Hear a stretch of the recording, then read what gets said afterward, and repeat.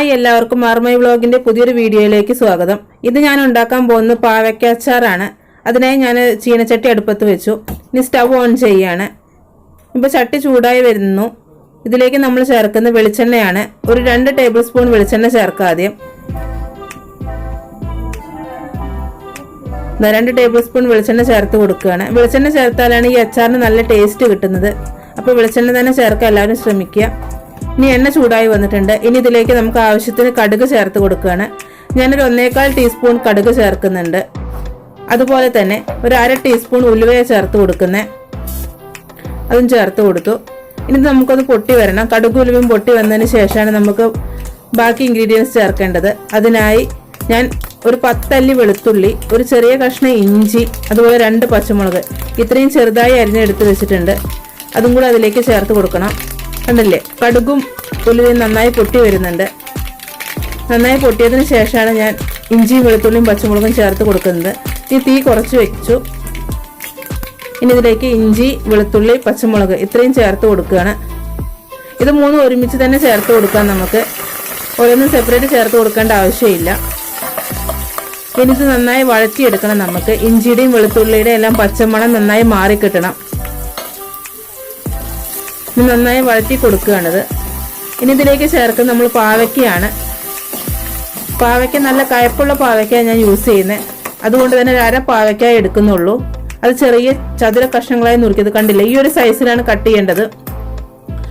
അപ്പോൾ കട്ട് ചെയ്ത് നമുക്കിതിൽ ചേർത്ത് കൊടുക്കാം. ഇതും കൂടെ ചേർത്ത് നമുക്കൊന്ന് വഴറ്റിയെടുക്കണം.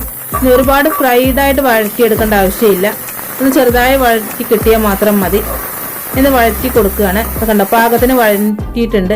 ഇനി ഇതിലേക്ക് ആവശ്യത്തിന് മഞ്ഞൾപ്പൊടി ചേർത്ത് കൊടുക്കുകയാണ്. അതുപോലെ തന്നെ നമുക്ക് ആവശ്യത്തിന് മുളക് പൊടിയും കൂടെ ചേർത്ത് കൊടുക്കണം. അത് ഓരോരുത്തരുടെ എരിവിനനുസരിച്ചാണ് ചേർത്ത് കൊടുക്കേണ്ടത്. ഞാനിപ്പോൾ എന്തായാലും ഒരു 2 ടേബിൾ സ്പൂൺ മുളക് പൊടി ചേർത്ത് കൊടുക്കുന്നുണ്ട്. കണ്ടോ, ഓരോരുത്തർക്ക് എത്ര എരിവ് വേണമെന്ന് വെച്ചാൽ അതനുസരിച്ച് ചേർത്ത് കൊടുക്കാം. അപ്പോൾ മുളക് പൊടി ചേർത്ത് കൊടുത്തു. ഇതെല്ലാം ചെയ്ത് തീ കുറച്ച് വെച്ചിട്ട് വേണം എപ്പോഴും ചെയ്യാം. ഇല്ലാന്നുണ്ടെങ്കിൽ പൊടികളെല്ലാം കരിഞ്ഞു പോകും. ഇനി നമുക്കിതൊന്ന് മൂപ്പിച്ചെടുക്കാം. നന്നായി മൂപ്പിച്ചാലാണ് അച്ചാറ് നല്ല കറക്റ്റ് ഒരു കളറ് കിട്ടുള്ളൂ. അല്ലേ, നന്നായി മൂത്ത് അതിന്റെ പച്ചമണമെല്ലാം മാറിക്കിട്ടണം. അപ്പൊ നന്നായി മൂത്ത് പാകത്തിനായിട്ടുണ്ട്. ഇനി നമ്മൾ ഇതിലേക്ക് ചേർക്കാൻ പോകുന്നത് വാളംപുളി പിഴിഞ്ഞതാണ്. ഞാൻ അതിനായി ചെറിയ നെല്ലിക്ക വലുപ്പത്തിലുള്ള വാളംപുളി പിഴിഞ്ഞു വെച്ചിട്ടുണ്ട്. അത് ചേർത്ത് കൊടുക്കുക. ഇതിലേക്ക് പുളിവെള്ളം ചേർത്ത് കൊടുക്കുകയാണ്. നമ്മുടെ ആവശ്യത്തിന് ചേർത്ത് കൊടുക്കുക. അത് പുളിക്കനുസരിച്ച് നമ്മൾ കൃത്യമായി ചേർത്ത് കൊടുക്കണം. അപ്പൊ നന്ന പൊടികളും പുളിയും എല്ലാം കൂടെ നന്നായി ഒന്ന് യോജിച്ച് വന്നിട്ടുണ്ട്. ഇനി ഇതിലേക്ക് ചേർത്ത് കൊടുക്കാനുള്ളത് വെള്ളമാണ്.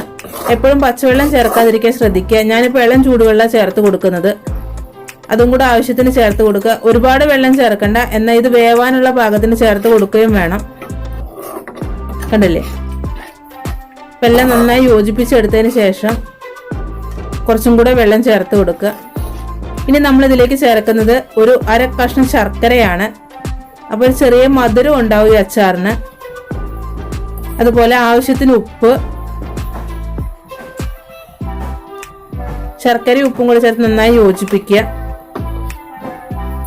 അല്ല, ശർക്കര തിളയ്ക്കുമ്പോൾ തന്നെ അലിഞ്ഞോളും. പൊടിച്ച് ചേർക്കേണ്ട ആവശ്യമൊന്നുമില്ല. തിളച്ച് വരുമ്പോൾ തന്നെ കറക്റ്റായി അലിഞ്ഞു കിട്ടും. ഇനി ഇതിലേക്ക് ഒരു ഇതൾ കറിവേപ്പില ചേർത്ത് കൊടുക്കുക. അതുപോലെ തന്നെ ഉലുവ വറുത്ത് പൊടിച്ച് ചേർത്ത് കൊടുക്കണം. അത് ഈ സ്റ്റേജിലാണ് നമ്മൾ ചേർത്ത് കൊടുക്കുന്നത്. ഒരു 1/4 ടീസ്പൂൺ ഉലുവ വറുത്ത് പൊടിച്ചതും കൂടെ ചേർത്ത് കൊടുക്കുക. ഇനി ചെറു തീയിലിട്ടിട്ട് നമ്മൾ നന്നായി വറ്റിച്ചെടുക്കണം. ഒരുപാട് വറ്റവും വേണ്ട, എന്ന പാകത്തിനൊന്ന് കുറുകി കിട്ടണം. അപ്പോഴേക്ക് ശർക്കരയും ഉപ്പെല്ലാം കറക്റ്റായി പിടിച്ചിരിക്കുന്നില്ലേ. കണ്ടില്ലേ, നന്നായി കുറുകി വരുന്നുണ്ട്. നമുക്ക് കറക്റ്റ് പാകമായ അതിൻ്റെ എണ്ണയെല്ലാം സൈഡിൽ തെളിഞ്ഞു വരും. അതാണ് അതിൻ്റെ കറക്റ്റ് അളവ്. കണ്ടില്ലേ, ഇപ്പം നന്നായി കറക്റ്റായി വന്നിട്ടുണ്ട്. ഇനിയിപ്പോൾ തീ ഓഫ് ചെയ്യാണ്.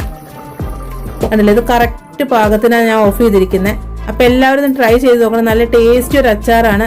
ഇത് ചോറിൻ്റെ കൂടെ മാത്രമല്ല, നമുക്ക് ബിരിയാണിയുടെ കൂടെ എല്ലാ സൈഡ് ഡിഷായി യൂസ് ചെയ്യാം. ഇനി ഞാനിതൊരു സെർവിങ് പ്ലേറ്റിലേക്ക് മാറ്റുകയാണ്. കണ്ടില്ലേ, അതിൻ്റെ കളറ് നോക്കൂ. നമ്മൾ മുളകെല്ലാം നന്നായി മൂപ്പിച്ച കാരണം കറക്റ്റ് കളറിൽ കിട്ടിയിട്ടുണ്ട്. അപ്പോൾ ഇതൊരു അടിപൊളി ഡിഷാണ്. എല്ലാവരും തീർച്ചയായും ട്രൈ ചെയ്യാം. എല്ലാവർക്കും ഇഷ്ടപ്പെടും.